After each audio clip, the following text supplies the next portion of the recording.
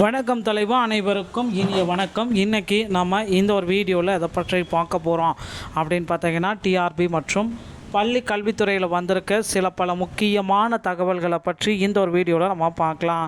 TRP மற்றும் பள்ளி கல்வித்துறையில் நீங்கள் எல்லாருமே எதிர்பார்த்த மாதிரி அந்த ஒரு சில முக்கியமான தகவல்கள் நமக்கு வர இருக்குது. தமிழகத்தில் பள்ளிகளில் தற்காலிக ஆசிரியர்களை நியமனம் செய்கிறாங்க.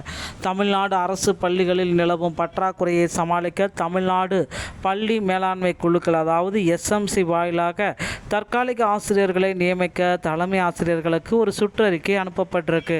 இந்த திட்டத்தில் கீழ் பட்டதாரி ஆசிரியர்களுக்கு 15,000, முதுகலை ஆசிரியர்களுக்கு 18,000 என ஊதியம் நிர்ணயிக்கப்பட்டுள்ளதாக தகவல்கள் தெரிவிக்கப்படுகிறது.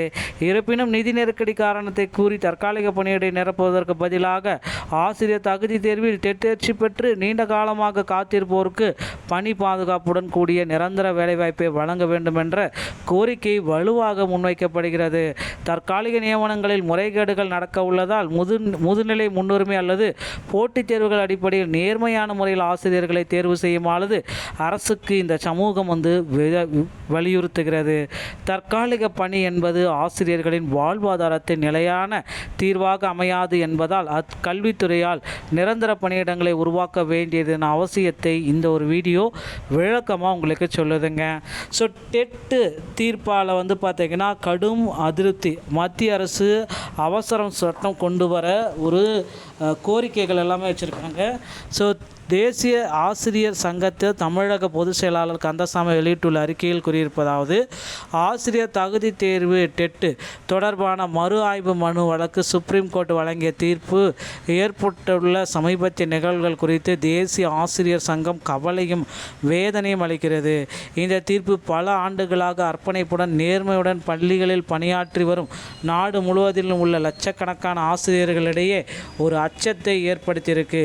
பாதிக்கப்பட்டுள்ள ஆசிரியர்கள் நடைமுறையில் உள்ள அரசு விதிகள் மற்றும் அறிவிப்புகள் கீழ் தகுதி வாய்ந்த அதிகாரிகளாக உரிய நடவடிக்கைகளை பின்பற்றி நியமிக்கப்பட்டனர். அவர்களில் பலரும் கிராமப்புற, நகர்ப்புற மற்றும் பின்தங்கிய பகுதிகளில் உள்ள மாணவர்களுக்கு சேவை செய்து கல்வி முறையை வலுப்படுத்துவதற்காக தங்கள் வாழ்வின் பொன்னான ஆண்டுகளை அர்ப்பணித்துள்ளனர். பல ஆண்டுகளாக பணியாற்றி இருந்த போதிலும் தற்பொழுது சட்டநிலை காரணமாக லட்சக்கணக்கான ஆசிரியர்கள் ஈடு செய்ய முடியாத பாதிப்புக்கு உள்ளாகியிருக்கின்றனர். ஸோ இவற்றை கருத்தில் கொண்டு வரவிருக்கும் புதிய பார்லிமெண்ட் மழைக்கால கூட்டத்தொடர் பொருத்தமான அவசர சட்டம் அல்லது சட்ட திருத்தத்தை கொண்டு வந்து பாதிக்கப்பட்டவர்களை ஆசிரியர்களுக்கு நிவாரணம் வழங்க மத்திய அரசு உடனடியாக நடவடிக்கை எடுக்க வேண்டும்.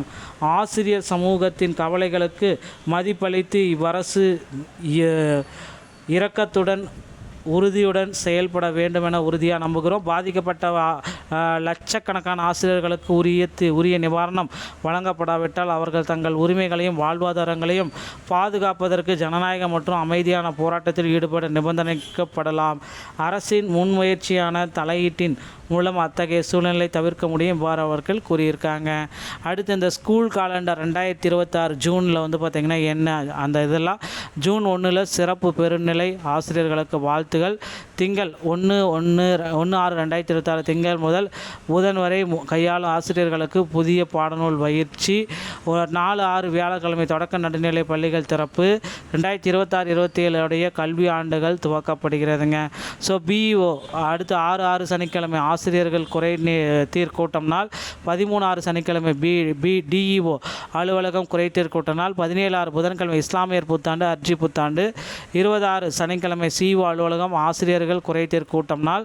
26/6 வெள்ளிக்கிழமை மொஹரம் பண்டிகை. இதுதான் இந்த ஜூன் மாதத்துடைய கேலண்டர் டீட்டெயில். பள்ளிகளில் நடக்கக்கூடிய சில முக்கியமான நிகழ்வுகளை தான் நம்ம இப்போ வெளிப்படுத்தியிருக்கோம். அடுத்து டிஆர்பியில் கிட்டத்தட்ட 15,000 ஆசிரியர்களை நாங்கள் உடனடியாக நிரப்புவோம். பள்ளிக்கல்வித்துறை அமைச்சர் அன்பில் மகேஷ் பள்ளிக்கல்வித்துறை அமைச்சர் ராஜ்மோகன் அவர்கள் குறிப்பிட்டு சொல்கிறாரு. ஸோ புதிய அமைச்சர் தாவேகாவுடைய அரசு அமைந்ததிலிருந்து ராஜ்மோகன் அவர்கள் பள்ளிக்கல்வித்துறை அமைச்சராக இருக்கார். ஸோ இவர் பார்த்திங்கன்னா குறிப்பிட்டு சொல்கிறாரு. காலி பணியிடங்கள் மற்றும் தற்காலிக ஆசிரியர் பணியிடங்கள் அனைத்துமே உடனடியாக நாங்கள் நிரப்பி விடுவோம் அப்படின்னு ப்ரெஸ் மீட்டில் குறிப்பிட்டு சொல்லிட்டாரு. பொறுத்து வந்து நம்ம பார்க்கலாம். காலேஜ் டிஆர்பியோடைய தேர்வு முடிவுகளை ரத்து செய்ய போகிறதா தகவல் வந்திருக்கு. பொறுத்து வந்து நம்ம பார்க்கலாம். மேலும் வந்து பார்த்திங்கன்னா 149 ஜீவோ மற்றும் 17 ஆசிரியர்களுக்கு பணி நிரந்தர வாய்ப்பு எப்போ கொடுப்பாங்க அப்படின்ற கேள்விக்குறி மக்கள் மத்தியில் அதிகமாக இருக்குது. ஸோ விஜயோட ஆட்சியில் சில முக்கியமான தகவல்கள் அனைத்துமே ஆசிரியர்களுக்கு நன்மை பயக்கக்கூடிய செய்திகளாக வரலாம். வீடியோ பிடிச்சிருந்தால் நீங்கள் நம்முடைய சேனலோட இணைந்திருங்க. மீண்டும் ஒரு நல்ல தகவலோடு நான் உங்களை சந்திக்கிறேன். நன்றி, வணக்கம்.